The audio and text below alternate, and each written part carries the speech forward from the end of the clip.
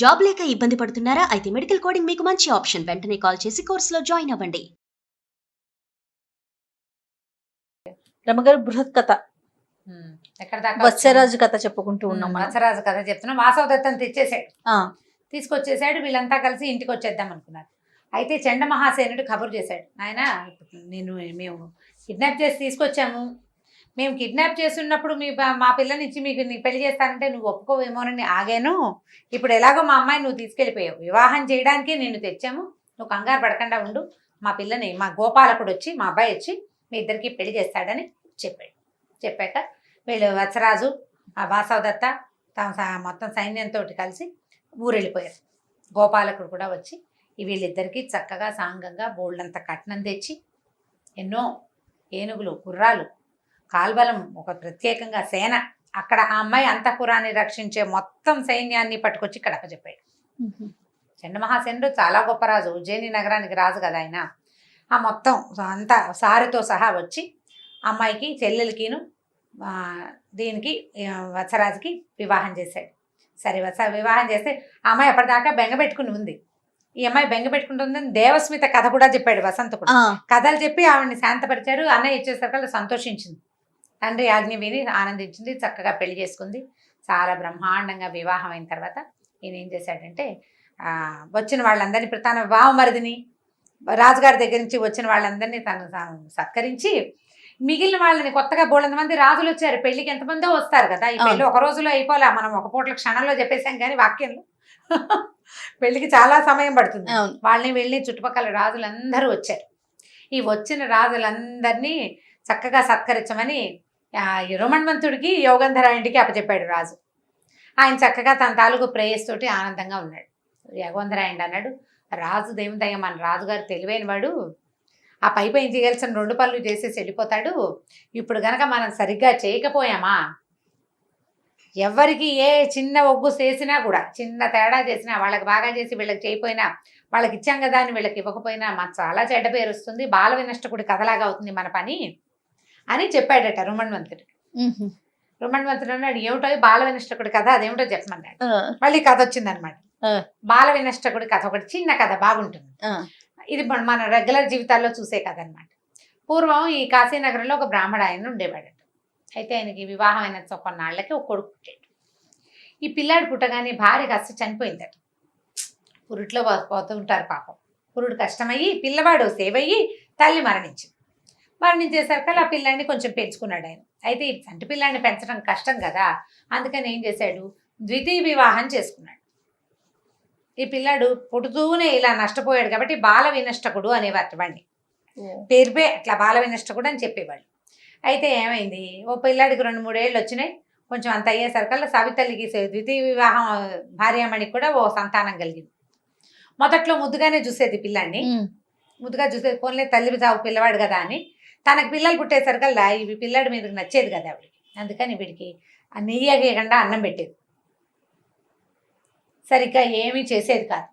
దాంతో పిల్లాడికి బొజ్జ ఇంత పెద్దగా అయిపోయి కాళ్ళు చేతులు పుల్లల్లా ఉండి పిల్లాడు అందం మాసిపోయి ఏమీ బాగుండేవాడు కాదు. చక్కగా పిల్లలకి నీ పాలు నీళ్లు అంటారు, 2 బాగా కుదరాలి. ఆహారము స్నానము విధిగా చక్కగా ఉంటే పిల్లలు బాగుంటారు చూడడానికి. దాంతో ఇంత బొజ్జ అయిపోయి బూడిద గుమ్మడికాయలాగా బొజ్జ పిల్లాడు, బక్కగా కాళ్ళు చేతులు ఎండిపోయినటువంటి బూడిద రంగులో అయిపోయాడు. అందం చందం లేదు. అయితే ఈ పిల్లాడు ఏమనుకున్నట్ట, పిల్లాడికి 4-5 ఏళ్ళు వచ్చినాయి. 5 ఏళ్ళు వచ్చాక వాడికి అర్థమైంది, తల్లి తమ్ముడిని బాగా ఎత్తుకుంటుంది, తనని బాగా చూడదని. వాడికి ఇంత నెయ్యి వేసి చంకలో పెట్టుకుని అన్నం పెడుతుంది, నాకు నెయ్యి వేయటం లేదు. ఏ దాసిలో నెయ్యి వేయమంటే అది అమ్మగారికి వేసి చూస్తుంది. ఏమక్కర్లా నెయ్యి ఎందుకు అంటుంది ఆవిడ. అనేసరికి నెయ్యి వేయరు. నెయ్యి గియ్యి లేక ఎండన్నం తింటే ఆ రోజుల్లో నెయ్యి లేకపోతే పిల్లలు ఆరోగ్యంగా ఉండరు లెక్క. ఇప్పుడు నెయ్యి తినే పిల్లలు ఉంటారు, నెయ్యి వెయ్యాలన్నా భయపడే తల్లులు కూడా ఉన్నారు, వాళ్ళు ఉన్నారు. అక్కడి నుంచి ఏమైంది, పిల్లాడు ఏం చేశాడు, దీనికి శాస్తి చేయాలనుకున్నట్ట. 5 ఏళ్ల వాడు. అక్కడి నుంచి ఏం చేశాడు, ఒకరోజు వాళ్ళ నాన్న బయటకి కార్యాలయం నుంచి వచ్చాడు, ఏదో వ్యాపారం ఏదో ఉంది ఆయనకి. వచ్చేసరికల్లా పిల్లాడు నవ్వుతూ ఎదురెళ్ళాడు. నాన్న నాన్న నాకు 2 నాన్నలు అని చెప్పాడు. ఆయనకు అర్థం కాలేదు, ఏమిటి పిల్లాడు ఇలా చెప్తున్నాడు, ఆశ్చర్యపోయాడు. సరే 2వ రోజు మళ్ళీ నాన్న నాన్న నాకు 2 నాన్నలు నాన్న అని చెప్పాడు. ఇక 5-6 రోజులు 10 రోజులు పిల్లాడు ఎదురొచ్చి తండ్రికి నాకు నాన్నలిద్దరు అని చెప్తూ ఉండటంతో ఈయనకి డౌట్ వచ్చేసింది. అమ్మా ఈ భార్యామణి ఏమిటి ఇలా చేస్తుంది. అంతకుముందు ఆయన అడిగాడు, ఏమిటి పిల్లాడిని సరిగ్గా చూడలేదు, ఈ పిల్లాడు పాడైపోయాడంటే, బోల్డు నెయ్యేసి పెడుతున్నానండి, వాడు బతుకంతే, వాళ్ళ అమ్మ పోయింది వీడికి ఇలాంటి పట్టింది అని కొట్టిపారేసింది. ఆయన ఊరుకున్నాడు, భార్యని ఏమనలా. ఈ పిల్లాడు చెప్పేసరికి ఆయనకి ఏం డౌట్ వచ్చింది, అమ్మ ఇది ఎవరితోటో స్నేహం చేస్తోంది, ఎవరో ఇంకొకడు వస్తున్నాడు మన ఇంటికి, అందుకని పిల్లాడు ఈయన ఎవరని వీడు అడిగితే నాన్న అని చెప్పుంటుంది, అందుకని వాడు 2 నాన్నలు 2 నాన్నలు అని చెప్తున్నాడు అనుకుని ఆయన భార్యతో మాట్లాడడం మానేశాడు. భార్య ఎంత చక్కగా అనుపానంగా వంట చేసి పెట్టినా తలకాయ ఎత్తి చూడ్డు, ఆయన దుమదుమలాడుతూ ఉంటాడు, మాట్లాడడం మానేశాడు. రోజులు గడిచేసరికి భార్యకి డౌట్ వచ్చింది. మొదటి రోజు ఏదో ఆయన విసుగులో ఉన్నాడులే అనుకుంది. 2 రోజులు పోయి 4 రోజులు పోయి 10 రోజులు పోయినా భర్త తన వైపు తల తిప్పి చూడలేదు, పన్నెత్తి పలకరించాడు, నవ్వడు, మాట్లాడు, విసుక్కుంటాడు, అన్నం సరిగ్గా తిండు, సఖ్యతగా ఉండడు, సఖ్యత లేదు, ఇక పోయింది. ఇవిడికి అర్థం కాల. అప్పుడు ఆవిడ డౌట్ వచ్చింది, ఏమిటి పరిస్థితులు అన్నీ చూసుకుంటే ఈ పిల్లాడు ఏమైనా చేశాడేమో అని డౌట్ వచ్చింది. నా మీద ఏదో చెప్పాడు కొడుకు అని అనుకుంది. ఇంత మాట చెప్పేశాడని ఊహించలే, ఆవిడకి తెలీదు. అక్కడి నుంచి ఏం చేసింది, పిల్లాడిని ఓ రోజు ఏం చేసినారో, ఓ శనివారం నాడు చక్కగా పిల్లాడికి నూనె రాసి తలంటి పోసి ఒళ్ళో కూర్చోబెట్టుకుంది. ఒళ్ళో కూర్చోబెట్టుకుని పప్పు అన్నం నెయ్యి వేసి బాగా చక్కగా కలిపి ముద్దలు తినిపించుంటారు. ఏరా నాన్న, మీ నాన్నకి ఏం చెప్పావురా నా మీద, మాట్లాడటం లేదు, సరిగ్గా లేడు నాతోటి అని అడిగింది. అడిగేసరికల్లా ఈయనేమన్నాడు, పిల్లాడే అన్నట్టు, మరి చెప్పనా, నీ కొడుకునేమో బాగా చూసుకుని నన్ను సరిగ్గా చూడటం లేదు కదా, నువ్వు నాకు ఇంత పొట్టొచ్చింది, జబ్బు చేసింది, నేను ఈ రంగులోకి వచ్చేసాను, ఇవాళ కనుక తలంటి పోసావు, నువ్వు సరిగ్గా పోస్తే నేను ఎందుకు చేస్తాను అన్నాడు. అనేసరికల్లా ఇప్పుడు బిక్కమ వేసింది. ఇప్పుడు ఎలాగురా అందట, నువ్వు నన్ను సరిగ్గా చూస్తానని మాట ఇవ్వు, నేను సరి చేస్తానని చెప్పాడు. ఆ బుడతడే వాడి ప్లాన్ అది. అక్కడి నుంచి ఈవిడేమంది, అయ్యో ఎందుకు చూడరా నాయన, నీకంటే నువ్వే ఇంటికి పెద్ద పిల్లాడివి, ఆస్తంతా సర్వాధికారి నువ్వే, నాయన మీ నాన్నని సరిచేయరా నాయన అని బతిమలాడు. సరే అన్నాడు. సరే అండి, సాయంకాలం నాన్న వచ్చేసరికి మీ చెలికెత్తుంది కదా, దాన్ని దాసిది, దాన్ని నాన్నకి అద్దం చూపించమని చెప్పు అని చెప్పాడు. నువ్వేం చేయక్కర్లా, నేను చూస్తానన్నాడు. సాయంకాలం ఆయన బ్రాహ్మడు భోజనం సాయంకాలం చల్లబడేసరికి వస్తాడు కదా, ఆయన ఇంట్లోకి రాగానే దాసిది పెద్ద అద్దం పట్టుకుని ఎదురొచ్చింది. ఇంత పెద్ద అద్దం అంటే ఇప్పుడు ఆయన నడిచొస్తున్నాడు, పెద్ద అద్దం చూపిస్తే ఆయనే ఇందులో కనపడతాడా. అప్పుడు ఈ పిల్లాడు, నాన్న నాకు 2 నాన్నలు 1 2 అన్నాడు. అనగానే ఓహో పిల్లాడు అద్దంలో చూసి చెప్తున్నాడు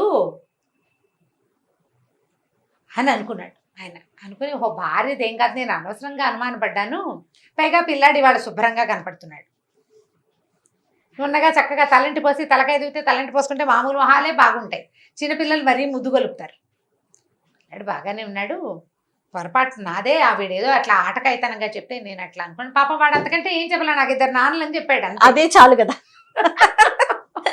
ఈ అర్థం చూసి ఆయన సెట్ అయిపోయాడు. అలాగా యోగేంద్రాయుడు చెప్తున్నాడు, ఈ బాల వినష్టకుడి కథలాగా మనం సరిగ్గా ఒక వాక్యం చేస్తే 2 వాక్యాలు తప్పంటారు జనాలు, కాబట్టి ఒళ్ళు దగ్గర పెట్టుకుని చెయ్యాలి ఈ రాజులందరికీ సేవ. ఎందుకంటే రేపొద్దున వాళ్ళు కప్పాలు కట్టాలి, మనం ఏదైనా వాళ్ళు ఏదైనా పిలిచారనుకో అక్కడికి వెళ్తే మనకు మర్యాద చేయాలి అని చెప్పి వచ్చిన రాజులందరికీ చాలా బాగా సాంగంగా చాలా మర్యాదలు చేసి ప్రతి వాళ్ళకి బోల్డని విలువ చేసే వజ్రాల హారాలు అవి ఇవి సమర్పించి, ఎప్పటికీ ఎండిపోని పూల తీగ ఒకటి ఉంది వత్సరాజు దగ్గర, అదే తమలపాకు తీగ, ఆ తమలపాకు ఆ తీగ ఆకులతోటే సత్కరించి, అంటే ఎందుకంటే గాంధర్వపు ఆకులు కదా అవి, ఆకులు వాడవు, అవి వేసుకున్న వాడికి స్త్రీవశంకరం అని ఒక శాస్త్రం ఉంది. ఆ ఆకులతోటే వాళ్ళందరినీ సత్కరించి విశేషంగా సేవించి రాజులందరినీ పంపించాక ఇక రాజుగారు తన భార్యతోటి ఇక మళ్ళీ అడవిలోకి వెళ్ళటాలు అవి లేవు, అడవుల్లోకి వెళ్ళడం పెద్దగా తగ్గించేసాడు. ఈవిడిని ప్రేమించి తెచ్చుకున్నాడు కదా.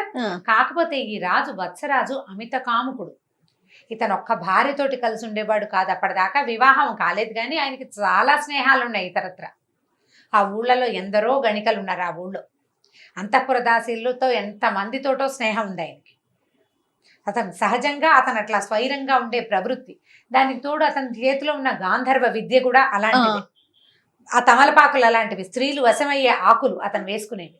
అతని దగ్గరుండే మెడలో ఉండే దండ ఎప్పటికీ వాడిపోవని పూల దండ ఇచ్చాడు ఆ సర్పం వాడికి, ఈ రాజుగారికి ఇచ్చాడు కదా ఆ దండ. అవన్నీ స్త్రీలని ఆకర్షించే విషయాలు అవి. ఈ రాణి గారు హాయిగా చక్కగా వసంతసేనతోటి వసంతసేన పేరు వస్తుంది. ఆ కథ ఒకటి చెప్పాలి మన వసంతసేన కథ ఎప్పుడో. వాసవదత్తతో చాలా హాయిగా ఉంటూ ఉన్నా కూడా ఆయన ఇతరత్రా స్నేహాలు మానల. ఒక దాసీతోటి స్నేహాన్ని నేర్పి ఆమె పేరు ఈవిడ దగ్గర ఎత్తి తిట్లు తింటాడు.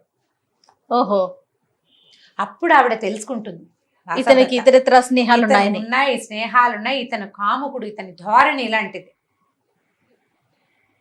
కాబట్టి ఇతను నా ఒక్కదాంతోటే ఉండడు, ఇంకా పెళ్ళిళ్ళు చేసుకుంటాడని అనుమానపడుతూనే ఉండేది. కొంత జాగ్రత్త పడేది. కానీ ఏంటంటే అతనికి స్నేహాలున్న అపరిమితమైన ప్రేమ వాసవదత్త అంటే. తాత్కాలిక స్నేహాలే కానీ ఈమెకి ఇచ్చినంత స్థానం అతను ఎవ్వరికీ ఎప్పుడు ఇవ్వలేదు కూడా. కానీ ఆమె ఆ అనుమానంతో, స్త్రీల కోపం వస్తుంది కదా, తట్టుకోలేకపోతారు, అసూయ వేధిస్తుంది. దాంతో ఆవిడ కొంచెం జాగ్రత్తగా ఉంటూ ఉండేది. తర్వాత కాలంలో రాజుగారు ఇంకొక పెళ్లి చేసుకున్నాడు. ఓహో, ఈ పెళ్లి ఎలా చేసుకున్నాడో మనం వచ్చే భాగంలో తెలుసుకుందాం.